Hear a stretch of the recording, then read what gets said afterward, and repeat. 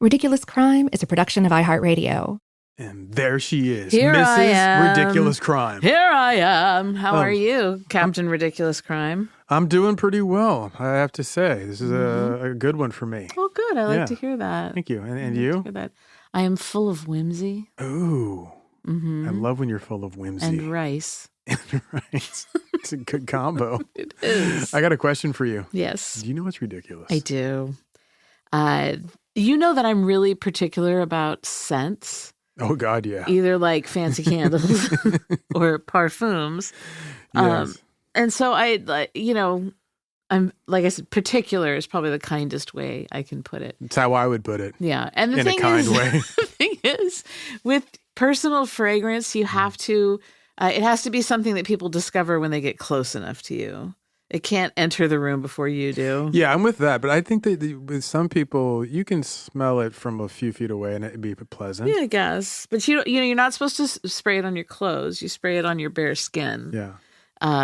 Anyway, so I have, I got a lot of rules in life. I give like 7 pumps to my shirt, It's so perfect. that's not what I should do. That is perfect. With the Drakkar Noir. Yeah. Perfect. The Davidoff Cool Water. Anyway, so scents, right? Like Yes. I feel like you get what you pay for a lot of times too. I would totally agree. Yeah. So that said, there are a lot of like celebrity perfumes So beyond Elizabeth Taylor. beyond White Diamonds. Yes. That's going to be the name of my biography, Beyond White Diamonds, the other Elizabeth. I got a celebrity perfume for you, and this comes to us from Sophia Smith on Instagram. Okay. So I am but the messenger, Zaron, and I guess she is too, because the real culprit here is Pizza Hut Canada. Hot damn. I thought for a second you were just going to focus on a Oh, thing. like talk about a cool person who has a cool scent. I fell for it yet again. New. Check me out. Charlie Brown with the football. I guess they hit 100,000 Facebook followers. And to celebrate that, they decided to come up with a perfume. And it's called Eau de Pizza Hut. Of course. And it has top notes of freshly baked hand-tossed dough. Mm-hmm. And so, there's a press release, of course. All true celebrities deserve their own perfume, and Pizza Hut is no different. Oh, God. And what began as a fun Facebook post, okay, it goes on. It just gets worse and worse. They only made 110 of these, and they only handed them out to the dingalings who follow them on Facebook. Oh, okay. In Canada, 110 of them. Oh, this is a pure Canada thing. This is all Canadian. Huh. And so, okay, fine. So they do 110. Is this like limited. a Ryan Reynolds perfume? Probably. And then here's They the should thing. make a Martin Short perfume. Here's the absolute horror at the end of the press release, right? No. So they're talking about, you can smell like when you're opening a box of pizza and it's so great. And I think it's just like a doughy, yeasty smell. Oh. Anyway, here's the bad part. That's the bad part? End of their press release. Don't forget to check out facebook.com/Pizza Hut Canada to find out about great deals, exciting new Pizza Hut product innovations, open parens, such as hot dog stuffed crust pizza. And I stopped reading. I fell down. I lost time. Yes. That was your punishment. Yeah. Hot dog stuffed crust pizza. Do we know who the celebrity is? I thought I loved Canada. Do we know who the celebrity is? Pizza Hut. That's the celebrity? That's the celebrity. Oh, I thought they had like a partnership. No, you were thinking it was going to be How is a brand a Neil celebrity? Young. Zaron, corporations are people too, my friend. Apparently. So there it is. That's ridiculous. I got something for you that's ridiculous. Yeah, go and it for doesn't it. involve Pizza Hut. Darn it. Yeah. Elizabeth, this one is my kind of crime story. In fact, this story could easily be like a movie starring Matthew McConaughey. Okay. Wait, I'm getting a signal from one of the interns. Mm-hmm. Okay, I was just handed a note. Really? Is that right? Huh. Oh, what's going on? According to our interns, this story already was made into a movie starring my man, Matthew McConaughey, way back in 1998. The flick was that's called early The McConaughey. Newton Boys. The Newton Boys. Yeah. Like the creators of the Fig Newton? Like Isaac's brothers. Now, here we are, life imitating art that's imitating life. Okay. Isn't that ridiculous? I love that.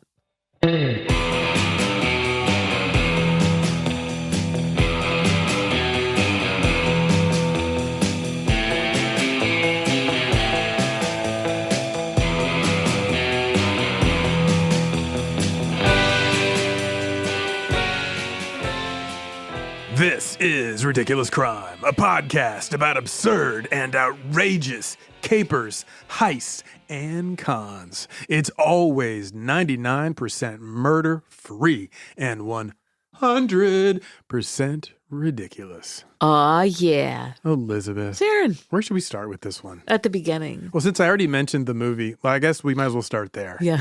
In 1998, Okay. just a few years after Point Break was released, Right, the world right. was blessed with a movie that was made to celebrate the lives and legends of a family of Texas outlaws known as the Newton The Gang. Newton Gang. Now, these brothers, they were all brothers, were wildly famous and popular into the 1920s, 1930s, but over the ensuing decades, their fame dwindled as they became just yet another Texas legend. Okay. They were this healthy and rather unique mix of train robbing, Wild West desperados, but also bank robbing, bigger than life gangsters.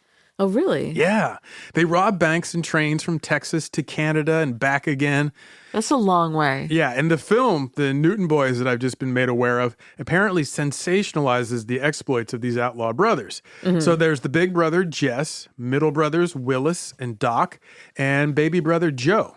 Okay. Willis Newton in the movie was played by Matthew McConaughey. Oh, Fun fact, both men were born in Uvalde, Texas. really? Yeah. That's curious. Right? Ethan Hawke played big brother Jess Newton. Wait, Ethan Hawke was in this? Yes, and get this, Vincent D'Onofrio What? played the other middle brother, Wiley, a.k.a. Doc Newton. I love him. And lastly, you had Skeet Ulrich No, stop it. as baby brother Joe Newton. Wait, the late 90s of this just washed over me. Totally. Skeet Ulrich. Yes. Now, there's a name I haven't heard in a dog's age. And Juliana Margulies plays the love interest. What? Yes. And the film was directed by Texas filmmaker Richard Linklater. Oh, who no way. co-wrote the script with a pair of authors who had penned the definitive book on these Texas outlaw gangsters. I've never heard of this Me thing. neither. Now, despite the Wow. stellar cast... And it's got Skeet Ulrich in it. How do we skip that in the oeuvre? How big was the hole that this fell through? Gee whiz, Now, I don't know. despite the stellar cast, the lauded filmmaker, expert source material, the film is this forgotten movie of the 90s. You can ask a lot of people and they've never heard of it. We have to have a screening. Of course. Yeah. Now, film critic Roger Ebert, he gave the film 2 stars. That Out was of 4. So it's a 50% passing grade in a lot of states. Yeah, C's get degrees. In his review, he wrote that, quote, "The film chronicles their criminal career in a low-key, meandering way. We're hanging out with them more than we're being told a story. There are a lot of conversations about the profession of bank robbery, which, as a topic for conversation, is not a whole lot more interesting than double-entry bookkeeping." Did bank robbers hang out and talk about bank robbing? In this movie, yes. In that movie, yes. But this wasn't enough of a low-key diss, the whole double-entry bookkeeping. Roger Ebert also wrote that Linklater, quote, "just doesn't seem as interested in the Newton boys. Sure, they were great bank robbers, but their very success may help explain why their legend hasn't placed as high on the charts as Dillinger, Babyface Nelson, or Pretty Boy Floyd. They were efficient professionals, and the movie sits there on the screen like a biopic of a traveling salesman who cracks safes instead of prospects." Huh. Okay. So yeah, there you go, another diss. You had to just get a couple in there.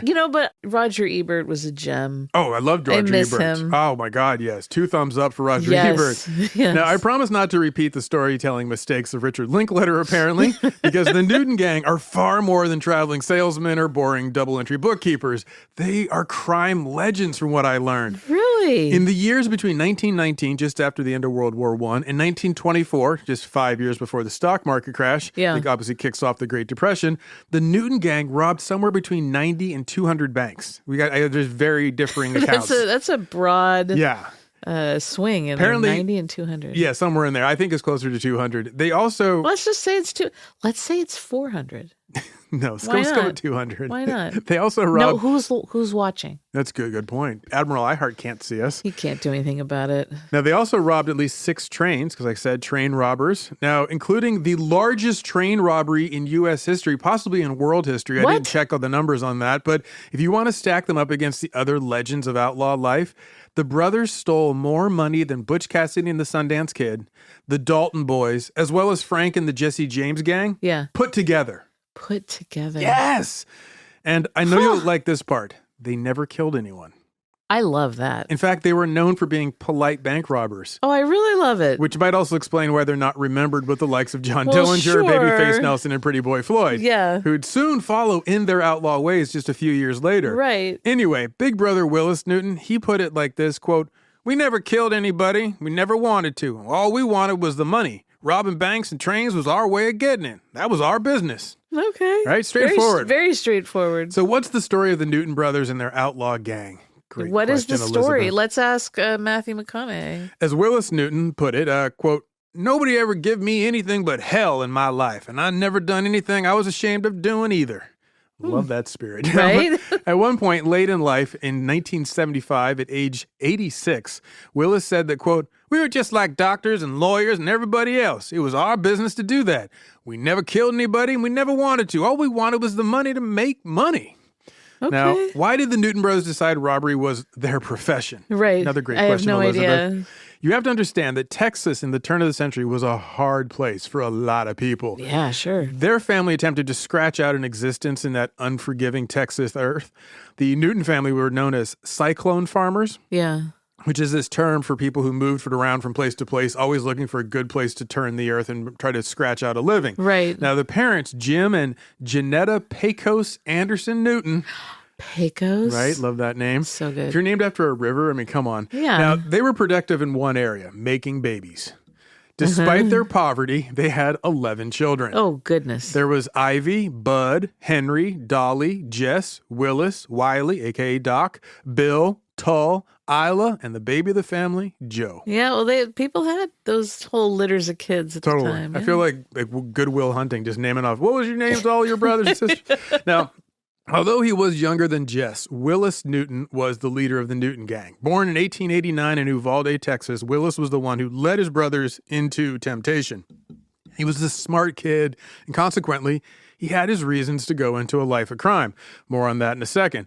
But first, let's back up to him being the genius of this litter of kids. Yeah. As he explained in an interview toward the end of his life, Willis Newton said, quote, "My mother's over in Cottonwood when she met my school teacher, and I'd quit, and she asked her why. My mother said, well, his clothes got so bad he was ashamed to go.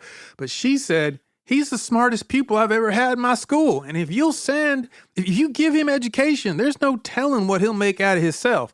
And if you don't give him an education, then no telling what he'll do."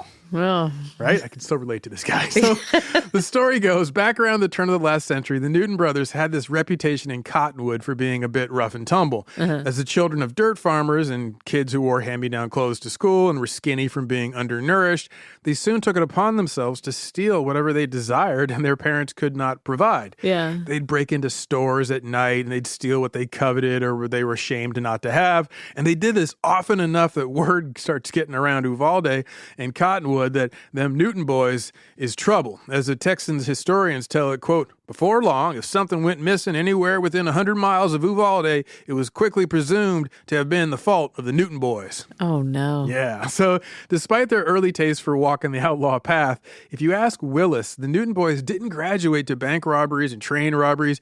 They were kind of pushed into it. At least he was. And the other brothers just kind of followed his lead. According to legend, Brother Wiley, a.k.a. Doc, went out one night and he stole this load of cotton. And it was like on a loading dock of like a cotton processor. So it's just That's a curious thing to go steal. totally, but worth a lot back then. Sure, but like In cotton country, it's like, they don't have warehouses that the family. no. So he turned around and he sold it to another different cotton gin operation. He's like, Okay. "I got a bunch of loose cotton for you." And they bought it, right? So, of course, that first cotton gin operator, they go to the cops who then track down the stolen cotton. Sure. And they heard that it was one of the Newton boys who'd sold the fleeced cotton. So No since- pun intended. Right? Thought you liked that. I Now, did. since the cops couldn't find Doc Newton and they could only locate his brother Willis, they decided that's good enough, to hell with it. They arrested him for the crime. We got one of the Newton boys. Yeah, close enough for government work. Case goes to trial. Willis gets tried before a jury of his peers. He's found guilty, sentenced to a year at hard labor at the Texas State Prison. Ouch. The year was 1909. Willis was 19 years old, on his way to being 20. A few months later, the law catches up to his brother, Doc Newton, because he's still doing trouble, Yeah. charged for a different crime. The law then throws him into the same state prison with his brother. Locked up together, the brothers start scheming. How do we get free? There's Yeah. two of us. We can work together. I trust you. You trust me. So they did. They managed to escape the state prison. likely while they were like out like clearing brush or the like. To basically imagine like a scene from like Cool Hand Luke, or no, as you might prefer, Elizabeth, since it's one of your favorites. Imagine the beginning of Oh Brother, Where Art Thou? That is one of the best movies ever Right? made, yes. So that's basically what they do. They're like chain gang running through the fields. Now, out on the lam, on the run from the law, their taste of freedom doesn't last long. The two Newton boys are caught and returned to state prison with an added 5-year sentence. See, that's the thing that gets you. You don't want to be locked up anymore, but they'll find you and make it worse. After their recapture and after spending many years behind bars, the governor of Texas at the time, this guy, O.B. Colquitt, he pardons the two brothers and they're released.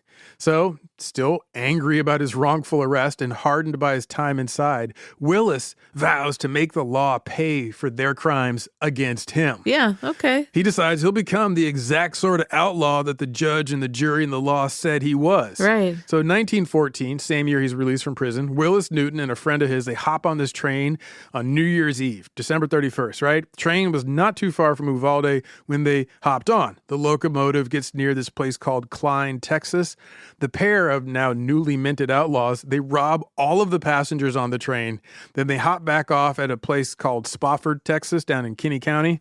For their debut as outlaw train robbers, the pair made off with $4,700 in loot, which doesn't sound like much now, but in 2026 dollars, that'd be about $151,313. Dang. Not a bad first score for a couple of 19-year-olds. Well, and, what a New Year's Eve for the rest of those folks. High living. Right. So after that first taste of success, Willis Newton gets hooked. And soon enough, he's dragging his brothers into the outlaw life. Okay, now that we got this one rolling, Elizabeth, let's take a little break. Okay. Listen to some ads, chill out, think about Matthew McConaughey, and when we get back, the Newton gang will take shape and get into bank robbing. Nice.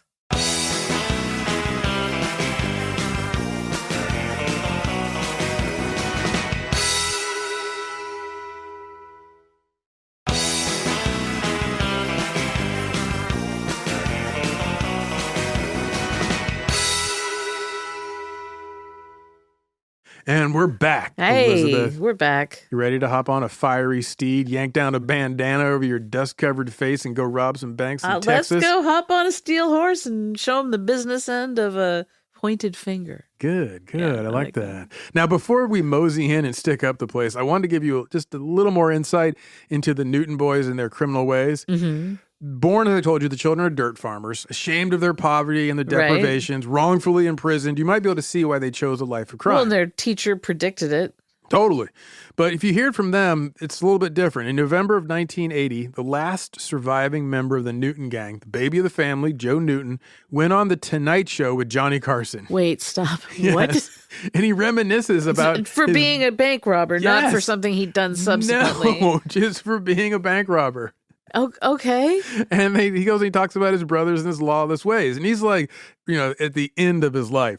He was 79 years old at the time and nearing, as I said, the end of his days. Yeah, he had a hard 79. Oh, yeah. And he had little reason to hold back. And so he had Johnny in the audience in stitches as he recounts his life as an outlaw, desperado, bank robbing gangster.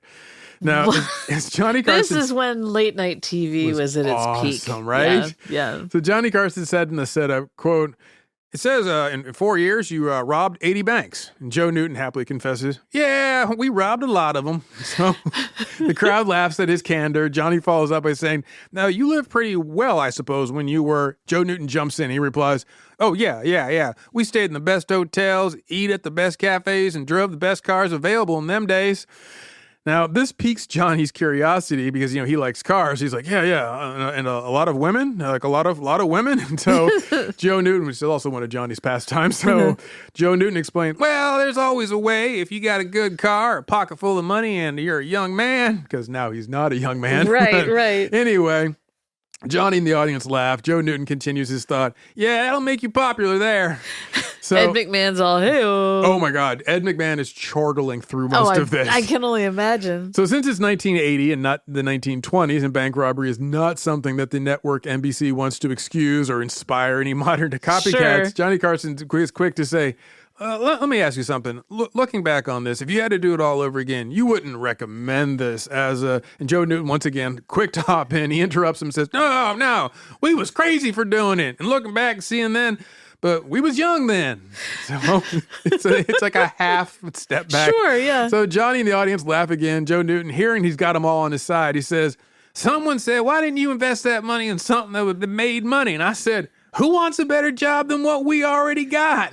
That's what we thought then. I mean, if we needed money, all we needed to do was go out and rob another bank. And Johnny's like kind of losing it, but he's still amused. And he wants to give viewers at home another reminder why youngins shouldn't follow the Newton gang's path, no matter how good it sounds. And then Johnny says to Joe, but you wouldn't recommend that people, and Joe gets the point of his question. He replies, no, I wouldn't recommend that. It would be crazy to do that.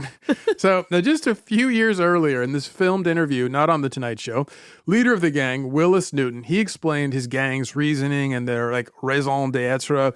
As Willis put it, quote, when I first began to think of robbing banks, I never thought of hurting anybody. And I knowed that all them bankers was rich and they didn't care about hurting. They didn't care about hurting us poor farmers, so why should I care about hurting them? Punching up, there it is. And Willis later finished that same thought by adding that, why shouldn't I steal from them? It's just one thief stealing from another.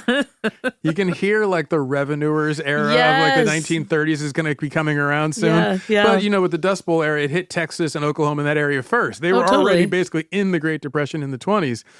Anyway, hard to argue with his simple, folksy dust down home, Dust Bowl logic. Anyway, after Willis Newton and his friend had that initial success with the train robbery, Willis crossed the Red River. He heads on up to Oklahoma to join up with a real outlaw gang. Uh-huh. They become bank robbers, and so with his new crew, Willis robs his first bank in a town called Boswell, Oklahoma. The score was another hefty take, Elizabeth. They walked away with about $10,000, which again doesn't sound like very much. But in 2026 dollars, that'd be $318,000. Wow, that's handy. Good score. Yeah. That's more than what's in the drawer. Yeah. Now, he bounces around the Texas-Oklahoma area for the next 2 years.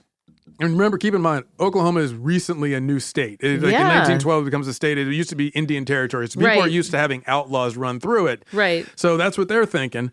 And Willis Newton was arrested. He gets arrested in 1917 doing a bank job. Uh-huh. And this starts a run of bad luck for him. He's arrested again in Texas, and he gets sent back to the state prison. At this point, in 1917, 1918, 4 out of the 5 Newton brothers are locked up in various prisons in the state of Texas. Oh, no. Yeah, there's Wiley, a.k.a. Doc, as well as Jess and Joe, all of them behind bars, along with Willis.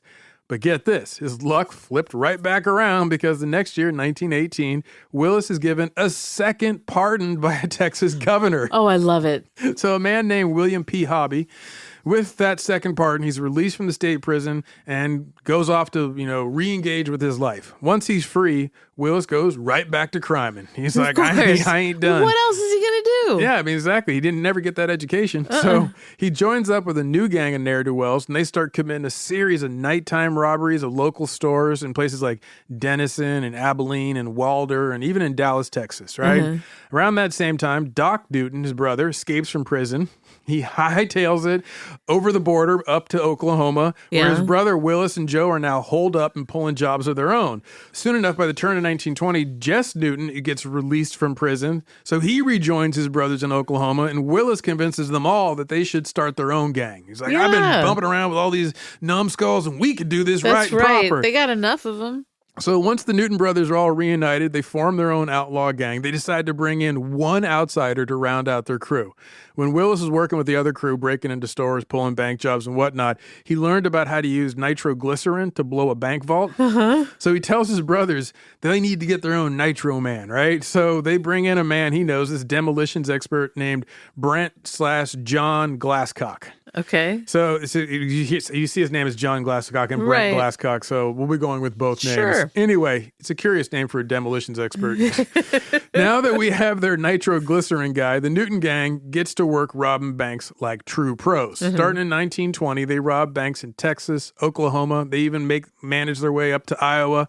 At one point, they steal roughly $500,000 in Victory and Liberty bonds from the war years. Yeah. Only problem for them they didn't know is the war is over and the bonds have been registered, which makes them essentially worthless to cash in. Yeah. So they got all this worthless paper. They're like, we need to stick to coin and actual cash. Exactly. Newton gang, undaunted. They keep robbing banks. They keep bouncing around the country, never staying in any place too long. They're basically now cyclone bank robbers. Yeah. From November 21 to December of 1922, in roughly 1 year's time, the Newton gang hits banks in Texas, Oklahoma, Oklahoma, Colorado, Indiana, Missouri, even on up into Canada. Busy boys. Oh, right. Their specialty is a tactic that would soon be made famous by Pretty Boy Floyd, Babyface Nelson, John Dillinger, which is they buy extra fast cars. They're really particular fans of Studebakers and this one model called the Big Six or the Special Six. Okay. As you might imagine, the Big Six had a big six-cylinder engine. Right. You see, in 1918 and 1919, Studebaker produced this convertible car with a 354 cubic inch straight six engine. Good God. It was extremely popular with folks who like to go fast. Yeah. So bank robbers, rum runners, that sort, right? Right. The Big Six could get up to 80 miles per hour, or for folks across the pond, 130 kilometers per hour. Meanwhile, the cops, they were still pretty much rocking Ford Model Ts. Yeah. So that old Tin Lizzie wasn't nearly as fast enough to keep up with the Studebaker. Then they're like, oh, God, like hitting the horn. Slow down. Seriously. The top speed for a Model T in 1919 was about, how fast did your grandfather say? 45? 45 miles per hour or 72 kilometers an hour. That made it real difficult for the coppers to catch a Big Six Studebaker on country roads in high pursuit. So from November 21 to December 22, the Newton gang, they robbed bank after bank after bank, and they always got away. They robbed a mail train in Bells, Texas, another one in Bloomberg, Texas. They hit up banks in San Antonio. Then in one night, they hit two banks in Hondo, Texas, like basically across the street. 2 in one night. Yeah, totally. And they're blown up with nitroglycerin at like 2:30 in the morning. So this town loses 2 banks in one night. Small town. Yeah. They also robbed banks in San Marcos, New Braunfels, Bern, Pearsall, Texas. Then they headed north and hit a bank in Gallatin, Missouri, and another in Lafayette, Colorado. Doubled back east. They robbed banks in Tab and later Spencer, Indiana. Not done. They hopped over the border into Canada. They went on a run of bank jobs in our neighbor to the north. They hit a bank in this town called Melita, another one in Moosomin, Manitoba.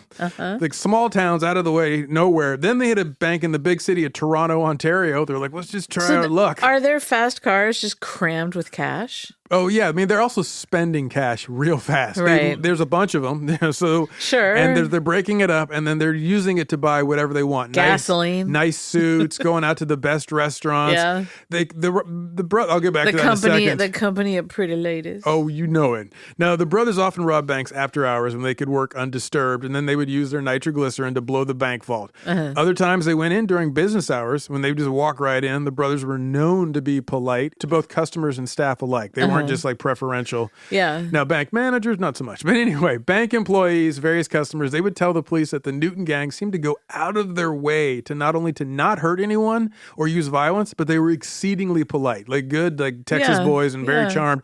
They took great care to make sure anyone older, perhaps distressed or say pregnant, was made to feel comfortable during the robbery. Like, let me get you a padded seat and that kind of stuff.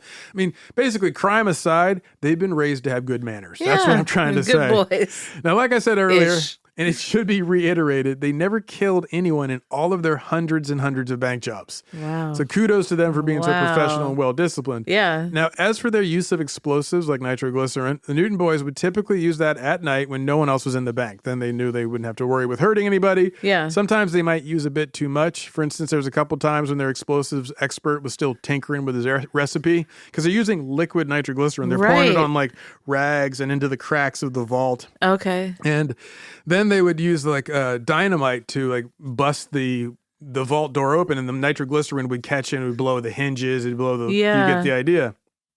There's this town called San Marcos, Texas, and there's apparently a bronze plaque that celebrates one of the Newton gang's bank robberies in the town. Oh, you're kidding? And you're like, we were robbed by them. It's like a George Washington slept here. It was like, Newton gang robbed us.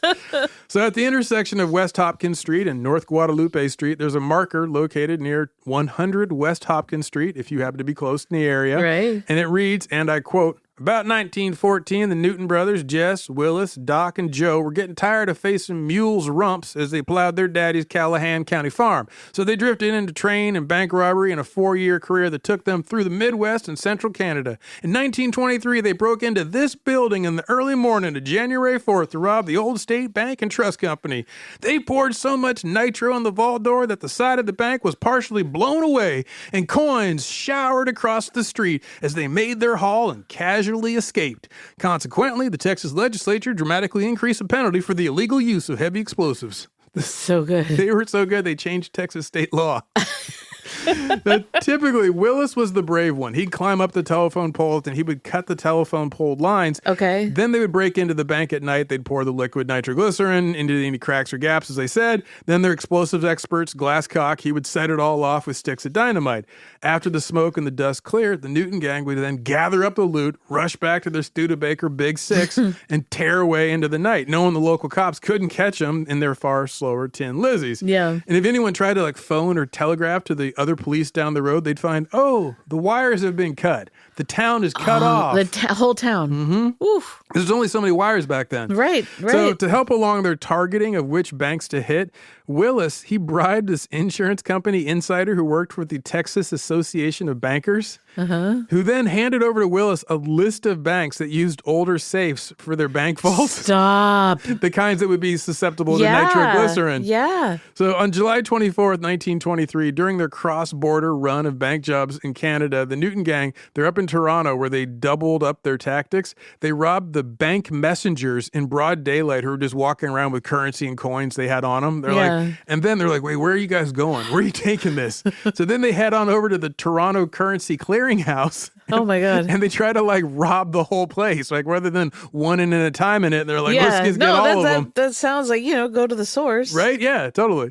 And so the Newton gang, they find that a few of the Canadian bank messengers, they weren't like those pushovers down in Texas. Oh. Yeah, apparently the Canadians were tougher than the Americans. They like to tussle. There was a squabble over the coins. A few of the Canadian bank messengers just wouldn't hand over their bags of gold and silver coins. So instead, they refused. Things get heated. And so heated, in fact, sometime later, the Canadian bank messengers, they get into it with the Newton gang. Fists turn into gunfire, which mushrooms into a full-on gunfight, like firing back and forth at each other. Newton gang escapes unscathed. The messengers, none of them are killed. A couple get winged, but nobody gets killed.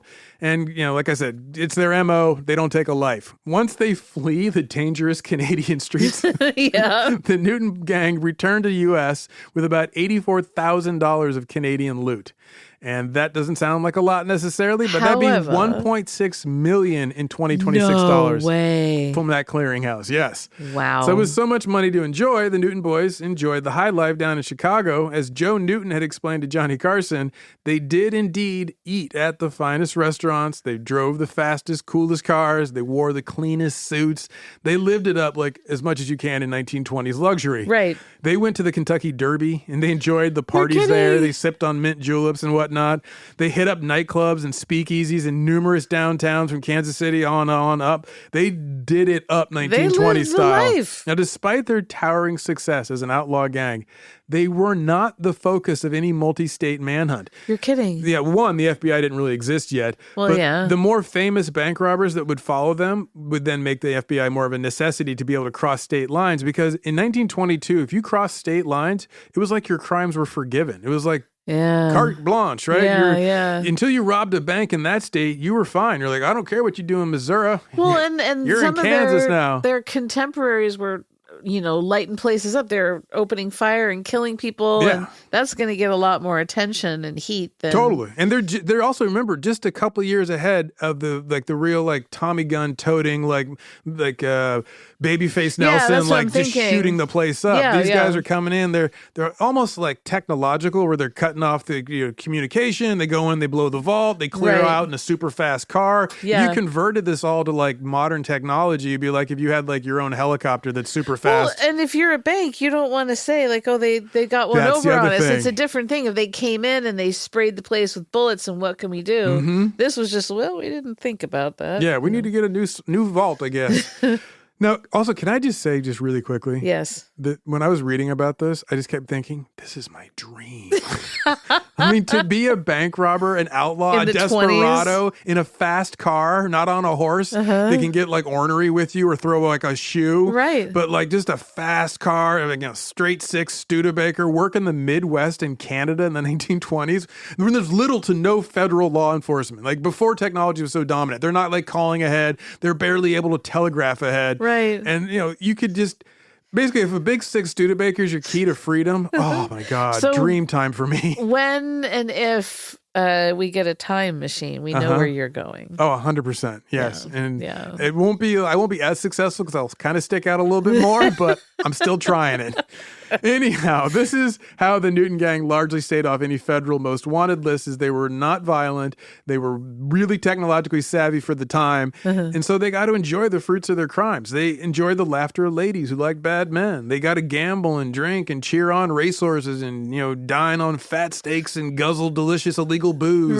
Right? Of course, even if the law wasn't necessarily hot on their tail, they did also draw the attention of other criminals. Namely the organized crime syndicates in the Chicagoland area. Oh, they're getting a little close. Oh, yeah, because around there, they're like, hey, those guys are kind of good. And if you know anything about the 1930s bank robbers, Pretty Boy Floyd, Babyface Nelson, they start also migrating John Dillinger and dealing with the Chicago syndicates, like with Capone's boys. Remember, like when I was telling you about Capone's chauffeur? Yeah. They were using the same mechanic, actually, to get their fast cars from him. So there's overlap. And they're like, let's see if we can get these guys to pull a job for us. And unfortunately, they agreed. Oh, boy. And ultimately, that would lead to their downfall. Oh, guys. You see, they got a little greedy. They weren't like Robin Hood, where they were like heroes of like the working class. They weren't giving out the money. No, they're just living it up. Yeah, so they didn't really have like all the people on their side, like to say like how Capone did with his like, oh, turkeys at Thanksgiving and all that. Right. So they couldn't hide out as well. Anyway. They get talked into pulling a job, robbing a mail train outside of Chicago, and that one decision would change everything for the Newton boys. Oh, dear. But first, let's take a little break, Elizabeth. Yes, sir. And after these messages, we'll hear how it all goes wrong for the Newton gang. Oh, boy.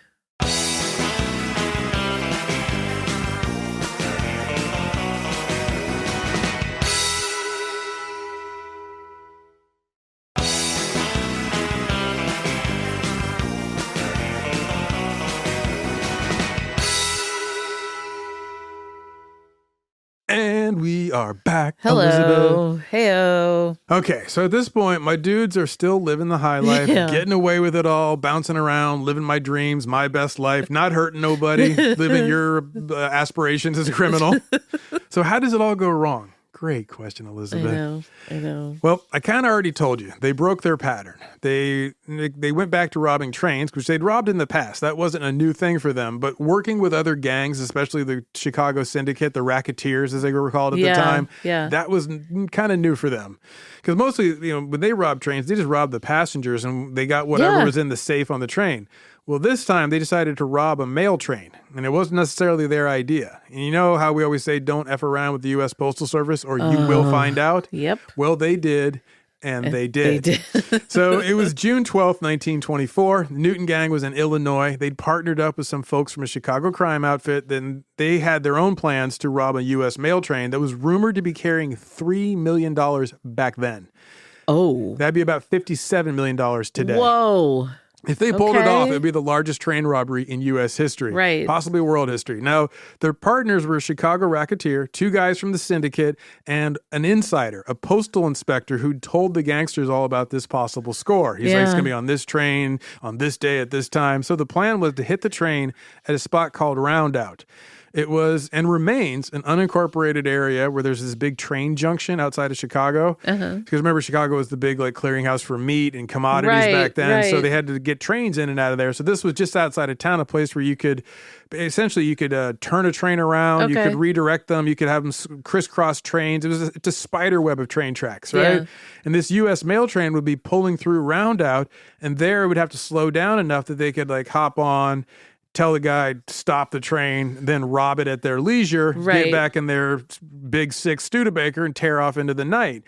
The target was this thing called the Milwaukee Road. That's one Milwaukee Road. That was the brand. Okay. Fast mail train. The Milwaukee Road fast mail train. That sounds made up. Totally. But you know what? Rather than me tell you more about this, Elizabeth, close your eyes. My eyes are closed. I'd like you to picture it.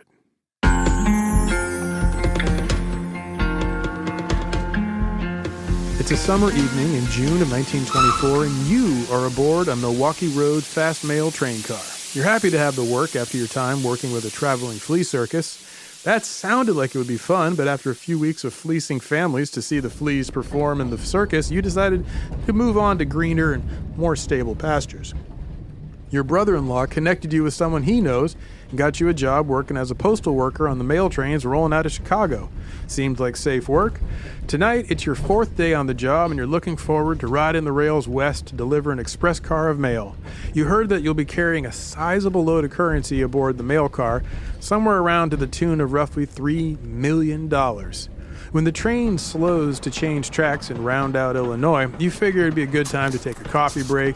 You crack open your thermos, you pour yourself a still steaming cup of Java. As the train slows to change tracks, and just after you enjoy that first sip of the steaming brew, you hear a commotion outside.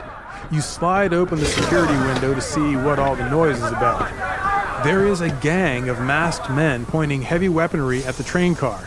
The slow-moving train comes to a complete stop. Then the shouting begins. One of the masked bandits shouts, "Whoever's in the armored mail car, to throw out the mail sacks with the $3 million. He means you. You and that other postal worker who's also in the mail car with you. You both look at each other, unsure what to do.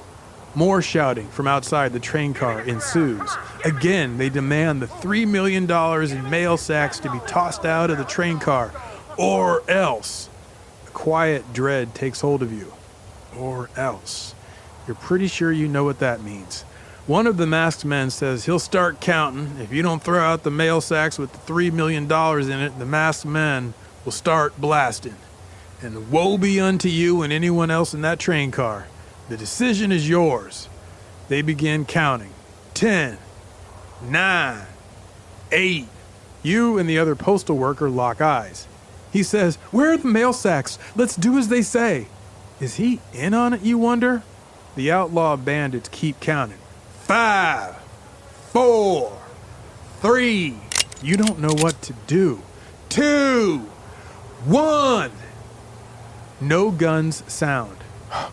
Thank God. Maybe they're bluffing, you think. But then a tear gas canister is lobbed into the armored train car. It smokes and fills the air with a choking haze of tear gas. The masked men shout, "Throw out the mail sacks or we start blasting." The other postal worker faints, dead away. He hits the table where your coffee is sitting, which sends your thermos cup of coffee into the air. It lands with a tinny metal sound on the splash of your coffee. You bend down to check on your coworker. Lucky you did, because from the backside of the train car you hear the rat-a-tat-tat sound of a Tommy gun and the big booming sound of a .45 pistol as both fire in unison. Bullets begin to pierce the weak points of the armored car. You lie still on the floor. When the gunfire finally stops, you hop up and shout, "I'm tossing it out!"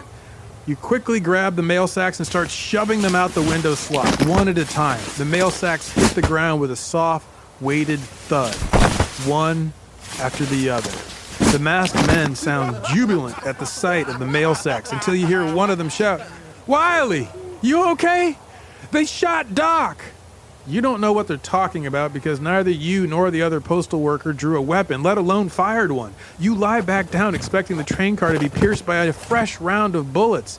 But the guns never sound. Instead, you hear the throaty engine of what sounds like a Studebaker roar to life.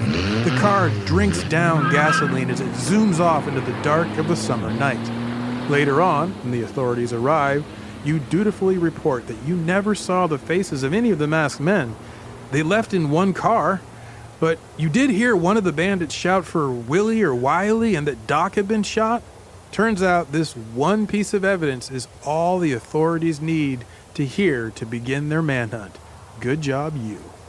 Good job, me. I'm so good at this. Yeah, so there you go. That would be the final robbery of the Newton gang. Wow. Years later, baby brother Joe Newton recalled for Johnny Carson on The Tonight Show in 1980 how he remembered it all going sideways. So Johnny Carson asked him, "When did they catch you, right? Like after the 1924? And Joe jumps in, right after that. One of our men, it wasn't us, but if this one man was working with us, he got excited and he bound, it had to be excitement because he went up and went across on the other side where he wasn't supposed to be and he shot my brother."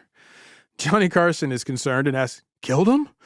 And Joe Newton sort of laughs. No. He shot him 5 or 6 times with a 45. He should have killed him. Whoa. This wins far more laughter from the Ed McMahon and Johnny Carson in the audience when he says his brother got shot 5 or 6 times with a 45 and it should have killed him. That's incredible. Yeah, so Johnny Carson asks, a 45? A 45 is a big bore weapon. That should pretty well... And your brother recovered from that? And Joe Newton sort of brags on his big brother. Yeah, he recovered and lived to be 83 years old. You're kidding. So the story goes, the explosives expert, Glasscock, was standing on the other side of the train car from Doc and some of the Newton gang. He misunderstood what was happening with the whole countdown or whatever, and he just starts firing his 45 pistol, and he ends up shooting Doc a few times. Friendly fire. Yes. And so after that debacle with Wiley, a.k.a. Doc Newton, and where you, the bystander, hear his name, it didn't take the authorities long to track down the Newton gang. Because there's only so many Wiley, a.k.a. Docs in the book. Yeah. So the law finally launches this multi-jurisdictional manhunt. Local authorities, state authorities, federal law enforcement, they all team up to bring him to justice. And this is like right before we're going to get like Bonnie and Clyde level of like communication. So they're bringing in that guy, Charles Hamer. Like he's like, they bring in all these people, like Texas law guys, all that, right?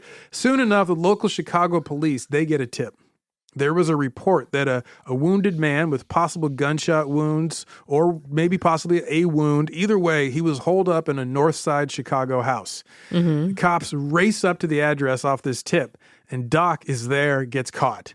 As does Willis and Joe. They also get hemmed in by the cops. So now they got 3 of their 4 brothers. Yeah. Eldest brother, Jess, he manages to flee Chicago. He heads south, racing for the Texas border and the land he knows far better than the muggy summertime of a Chicago suburb. Right. Apparently, he makes it out with a cut of the stolen loot, about $100,000.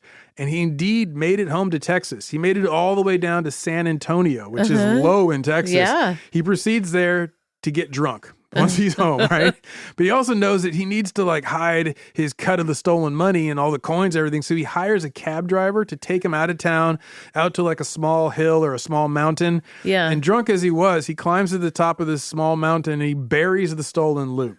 Then he returns to town. He gets more drunk, eventually passes out. Next morning, or rather I should say the next day, because I doubt he got up before noon. Yeah. He plans to keep running and head over the border to Old Mexico. So he's like, I need to go head back out and find that loot I buried last night. Yeah. Only once he's sober, he can't remember where he buried it. He's like, I think it was this hill, maybe that hill. And a lot of the hills look alike in Texas. Sure. So he did manage to hire the same cab driver who took him out. He's like, you remember where to go? Trouble was, the taxi driver had been drinking with him and was drunk as he was. He couldn't remember where he drove him out to. Oh, no. He's like, well, yeah, I remember we were both sipping on that whiskey pretty good now. So since neither man can remember what small mountain he dropped him off at, nor which one he climbed, or where he might have hidden the loot, Jess Newton, he's like, well, I'm going to try to find it. He doesn't give up easily. He searches, he digs. He cannot find the stolen money. Eventually, he just has to give up on the buried treasure and get to stepping before the law tracks him down to Texas.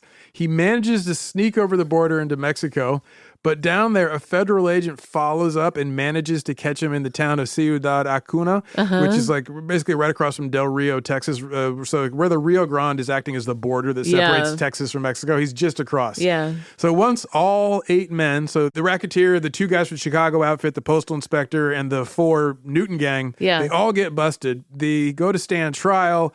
The postal inspector, William Fahey, he catches the stiffest sentence of them all. Yeah, he had been trusted. Yes, exactly. So it's most likely a warning to the other trusted federal employees. Like, don't you dare try to do this. So he gets sentenced to 25 years behind bars at Leavenworth Federal Pen in Kansas. Ouch. Yeah. Now, Jess Newton, he catches a 9-year stretch at Leavenworth.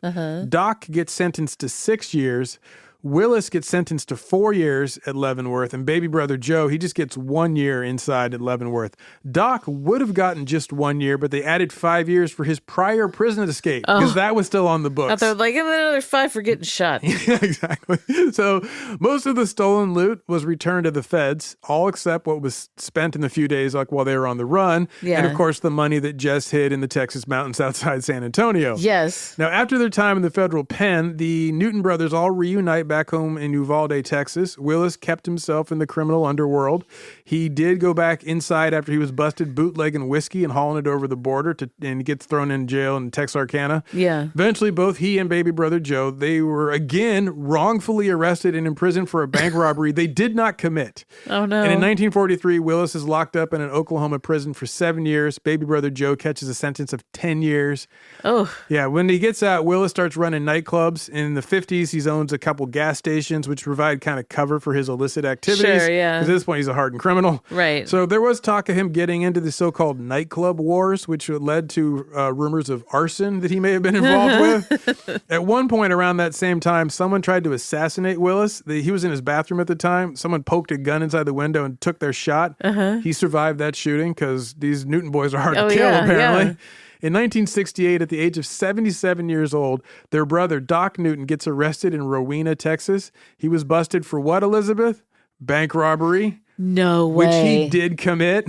My goodness. The judge took pity on him and figured he wasn't likely to try it again at his advanced age, so he let him go without a prison sentence. Also, the law had beaten up on him pretty bad. They wanted the story to go away.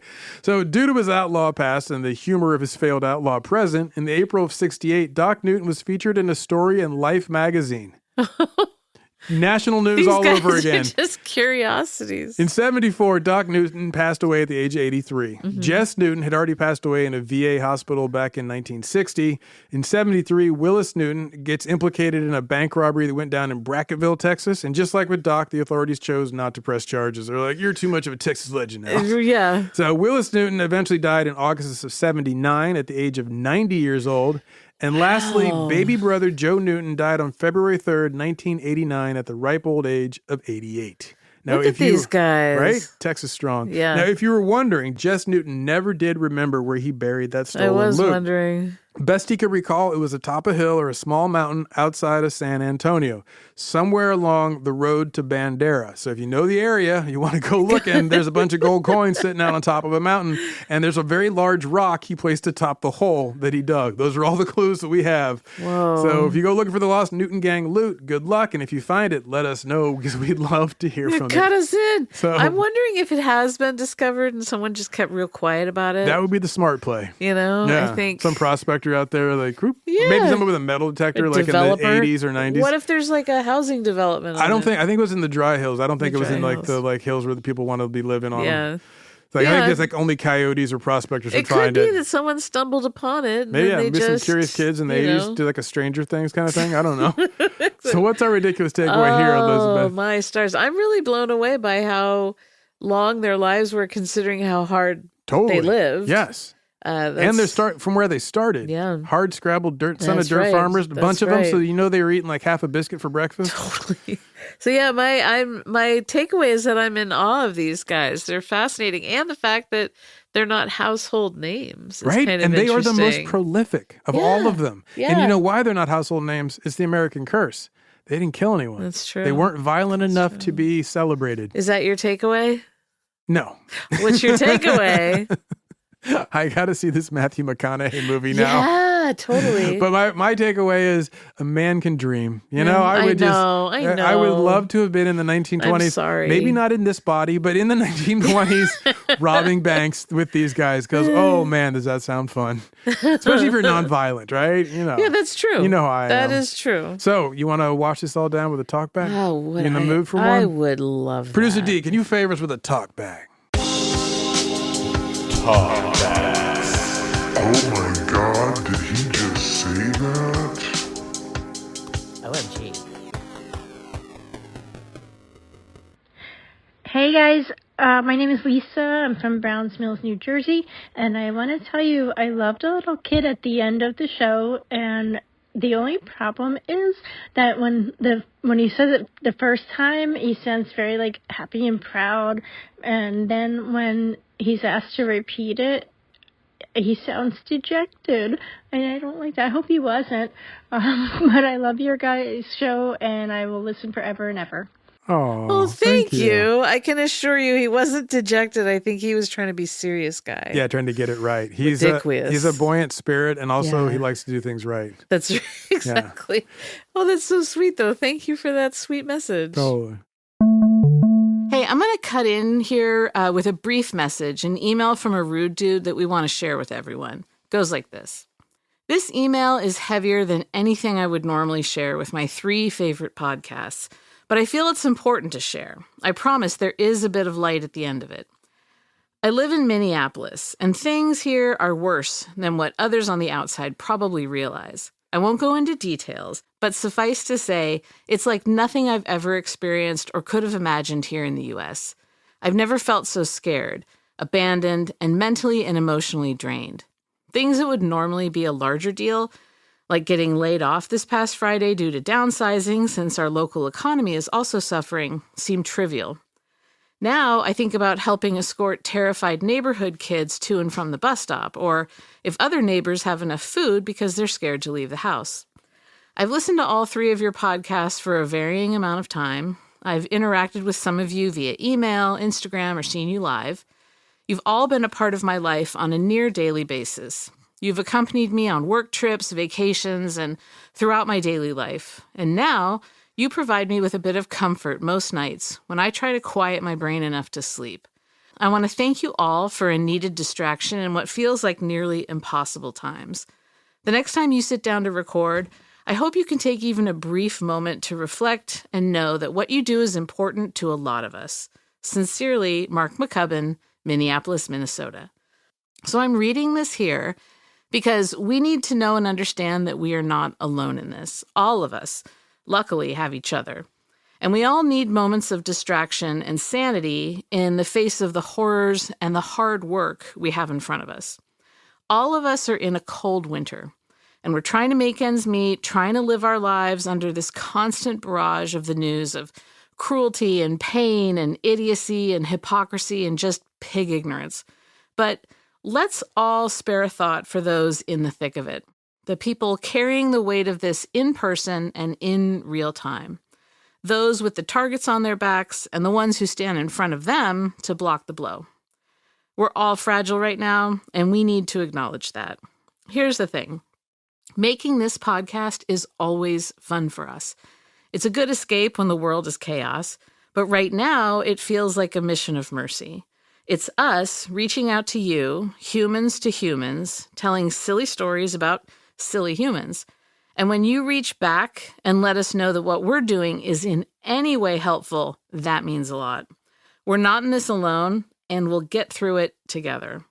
So on behalf of the whole Ridiculous Crime crew, thank you all for listening and being brave and letting us be silly in your ear for 2 hours a week. We love and appreciate you all more than you know. As always, you can find us online at Ridiculous Crime on Blue Sky, Instagram. You can also email us at ridiculouscrime@gmail.com. And you can find us on Ridiculous Crime Pod on YouTube if you prefer to get your podcasts there. And we have our website, ridiculouscrime.com. And go check it out. It's got gifts and merch and all sorts of fun stuff.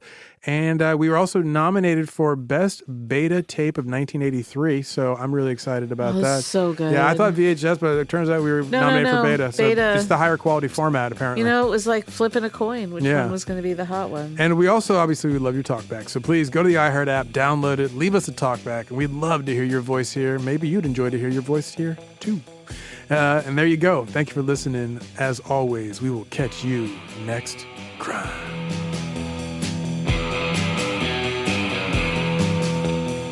Ridiculous Crime is hosted by Elizabeth Dutton and Zaron Burnett. Produced and edited by Matthew McConaughey's body double, Dave Kustin.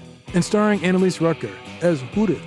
Research is by Texas Outlaw plaque makers Marissa Brown and Jabari Davis. Our theme song is by Johnny Cash Robbery and the Texas 2, Thomas Lee and Travis Dutton. The host wardrobe provided by Botany 500. Guest hair and makeup by Sparkleshot and Mr. Andre. Executive producers are Richard Linkletter's personal Texas outlaw historians, Ben Bolin and Noel Brown.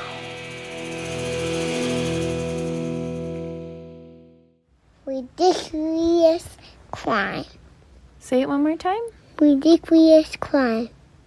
Ridiculous Crime is a production of iHeartRadio. For more podcasts from iHeartRadio, visit the iHeartRadio app, Apple Podcasts, or wherever you listen to your favorite shows.